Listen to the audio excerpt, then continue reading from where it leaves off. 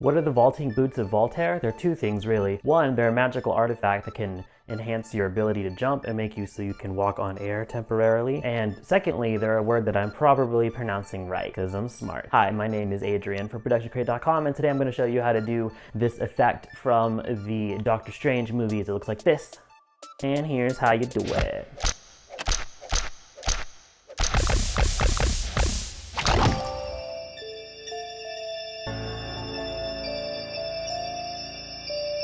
I hate rotoscoping with a burning passion. I've been up all night, I ain't even done a fraction. It's enough to drive a man insane. Moving little points frame by frame. At this stage in my life, I find myself wishing that I had done this in a different way. If I had planned it out better, I wouldn't have had to rotoscope this. This actually took me 48 minutes to do, and it's about, I'd say, a second of footage of me just running, and I don't even look cool. So here you can see the rotoscope layer. It's chopped out. The lines are very clean, but the footage is very blurry. You may think that it's time to feather these masks, but actually I'm not going to do that, because if you're new to After Effects, you might not realize that the masks actually can use motion blur. So just check on the motion blur and check on motion blur for the comp, and there you go, you've got your motion blur, but it's looking a little funky. It's cutting off the back part of our very talented actor, and it's showing too much in the front where it's like all this leaves and stuff, which is not part of my body. It's not what we want. So how we can fix that is by going to the composition settings and hitting advanced.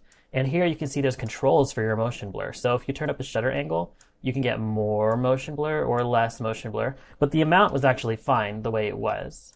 What we really want to change is the shutter phase. So if you change the shutter angle, that's the amount of motion blur. The shutter phase is like where the motion blur is. If you move it around, you can see that the shape kind of shifts, and you can move it forward or backwards to make it match what you need it to be. So I happen to know that around -90 is going to make it a little bit more pixel perfect for us. And I also need to go ahead and make a clean plate to go under this. So that's really easy. I'll just go to the layer that's normal footage and just go to the end. And here you can see I already have a clean plate. So if I hit Control D, I can duplicate that. And then I can right click on it and come up to time and hit freeze frame to freeze that frame. And I'll just cut it down to as big as I need it to be. It looks pretty much just like the footage, but it's actually not. So as you can see, I take some very deliberate steps here. I take 1, 2, 3 very deliberate steps. So let's go ahead and add some markers. So we need a marker where I lift off the ground, which is here. So I can do that by just pushing the star on the keyboard, and then move forward a little bit to where I connect with the ground again, which is here. And then another one where I'm off the ground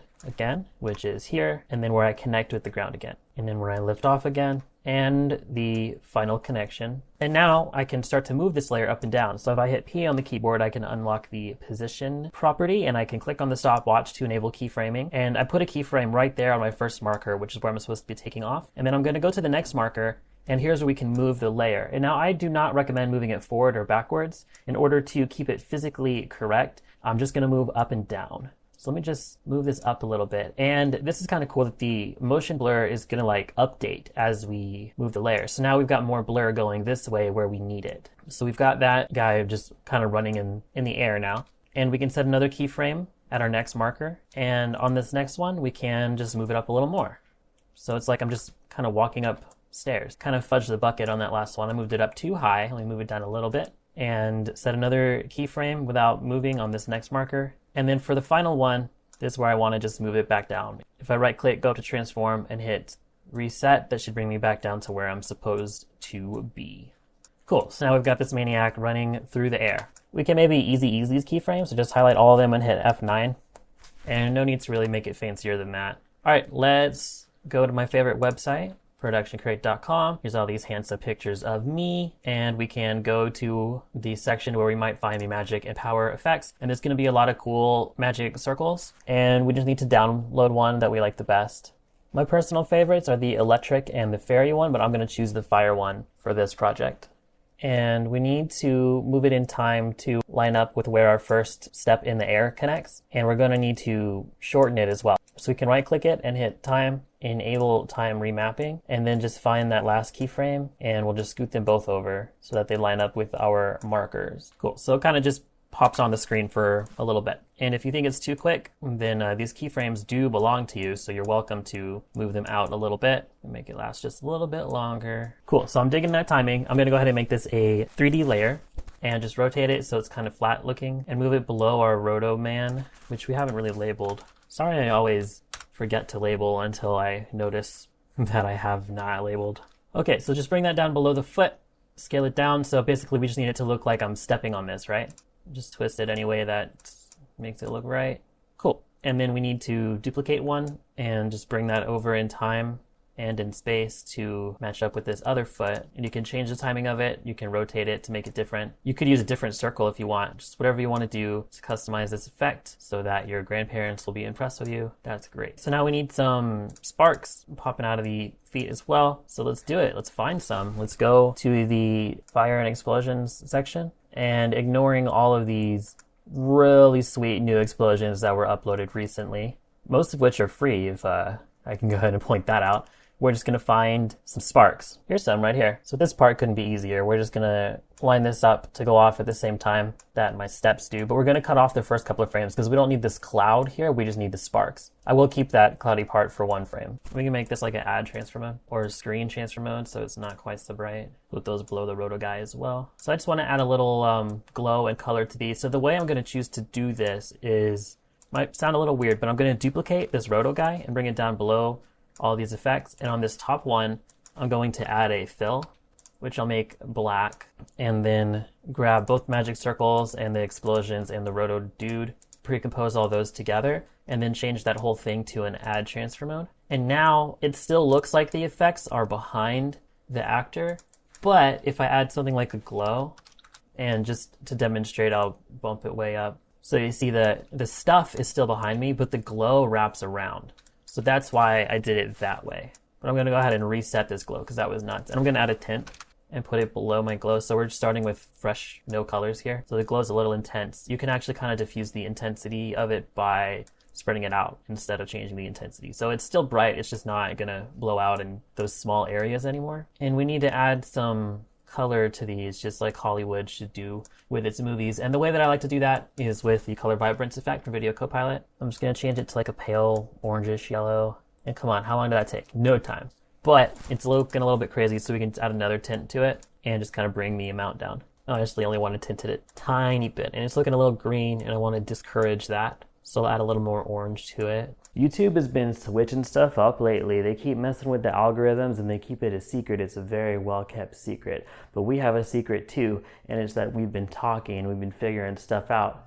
And we're starting to think that the likes are becoming more influential. So if you do like this video, go ahead and like it by clicking the like button down below. And also, you're probably going to want to go ahead and subscribe. And while you're doing that, give that bell a little ring-a-ding-ding. I know it's silly that it's a two-step process now, but that's the reality that we live in. Assimilate or be left behind. We need to add some light, kind of reflecting off the ground. And I can show you like a super cheaty, hacky way to do it if you want. Let's copy this background, Control-C.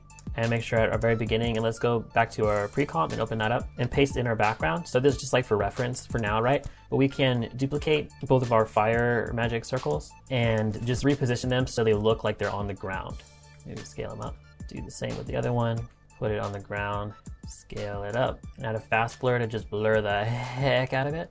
And then let's move those to our very bottom and also move the background to be just above those and turn our other elements on so we can see them. And we actually need to freeze the background. We should have used a clean plate. So time, freeze frame, it's very easy. And add a tint effect to this background. Tint isn't really that necessary. It just makes seeing what we're doing a little easier when we add our levels. So we just want to kind of crunch in these levels until we can see as much detail in the ground as possible. And then just kind of set it to a multiply transfer mode. And we need to add a new black solid under all of that to make all this white go away. Just put it under everything.